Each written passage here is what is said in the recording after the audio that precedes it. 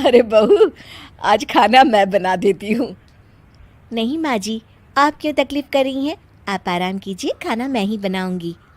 कितनी अच्छी बहू मिली है मुझे। भगवान ऐसी बहू सबको दे।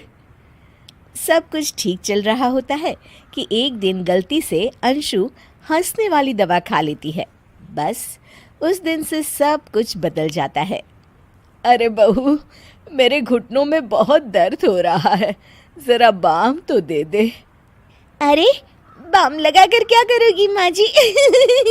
मैं पाँव दबा देती हूँ। अरे एक तो मुझे पाँव दर्द हो रहा है, ऊपर से तुम हंस रही हो। आई एम सॉरी माँ जी। अरे फिर से हंस रही है, जा तू मेरे कमरे से, मुझे तुझसे बात नहीं करनी। हे भगवान, ये क्या हो गया? अब माँ जी क्या सोचेगी? 2 दिन बाद कीर्ति घर में किटी पार्टी रखती है। उसकी सभी सहेलियां घर आने वाली होती हैं। अरे बहू, मेरी कुछ सहेलियां आज दोपहर को घर आने वाली है। आज कुछ खाने में अच्छा सा बनाना। सहेलियां? क्यों? मेरी सहेलियां नहीं हो सकती क्या? तुम फिर से हंस रही हो? नहीं माँ जी, मैं हंस नहीं रही हूँ। अरे फिर से हंस रही हो और बोल रही हो कि हंस नहीं रही। नहीं माँ जी, मैं तो तुम जाओ मेरे सामने से और किचन का काम कर लो, जाओ। दोपहर को कीर्ति की सभी दोस्त खाने पर आ जाती हैं। अरे वाह, घर तो बहुत सुंदर सजाया है कीर्ति। अरे मैंने कहा, ये सब तो मेरी बहू का कमाल है। अरे वाह, बड़ी गुनी है तुम्हारी बहू तो। हाँ हाँ, खाना भी अच्छा बनाया है। हाँ, बहुत ही गुनी है। तो हमको नहीं मिलवाओगी क्या, या छुपा कर रखोगी अपनी हीरे जैसी बहू को? अरे नहीं नहीं, अभी बुलाती हूँ। अंशु, ओ अंशु, बहू रानी। अंशु बाहर आती है। जी माँ जी। बहू, ये सब मेरी सहेलियां हैं, मिलो सबसे। नमस्ते आंटी। नमस्ते बेटा, बहू तो बहुत अच्छी मिली है तुमको, किस्मत वाली हो तुम। किस्मत वाली? अरे क्या हुआ? हंस क्यों रही हो? नहीं नहीं, मैं हंस नहीं रही हूँ। तभी अचानक सांची के हाथ से चम्मच छूट जाता है और उसका कुर्ता गंदा हो जाता है। अंशु फिर से हंसने लगती है।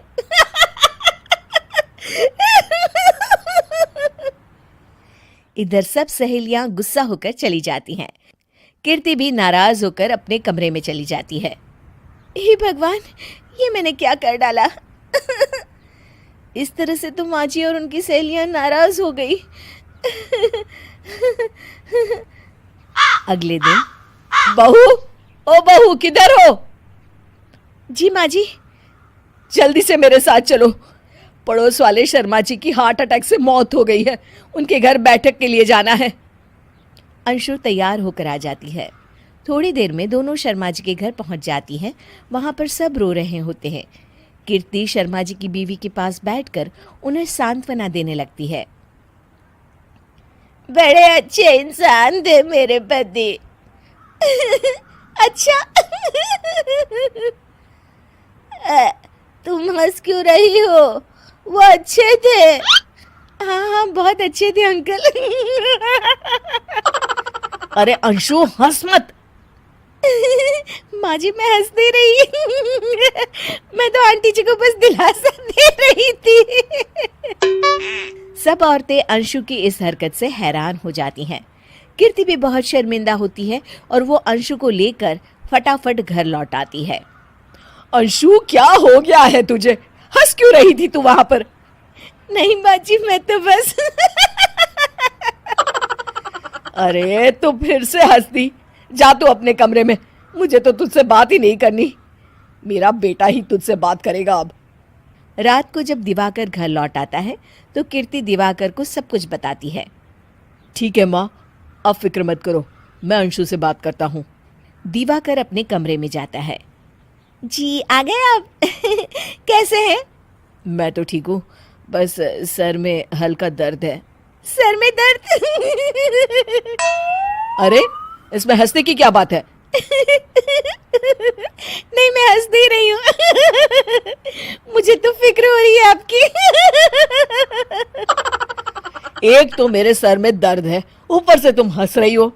अरे कैसे समझाऊं मैं आपको? मैं हंस नहीं रही। अंशु, तुम इस घर से चली जाओ। माँ ने मुझे बताया जो भी तुमने शर्मा आंटी के घर किया, और किटी पार्टी में भी। नहीं जी, मैं ऐसे नहीं हूँ। तो अभी क्या हुआ था? क्यों हंस रही थी तुम? रुकिए, मैं आपको सब कुछ बताती हूँ आपको सब कुछ। अंशु डायरी में लिखकर दिवाकर को पढ़ने देती है। कुछ दिनों पहले मैंने गलती से हंसने वाली दवा पी ली थी, जिसकी वजह से ये सब हो रहा है। इसका असर कुछ दिन और रहेगा। अरे तो तुमने ये सब पहले क्यों नहीं बताया अंशु? वो मैंने माँ जी को बताने की बहुत कोशिश की, मगर उन्होंने सुना ही नहीं। अरे ठीक है,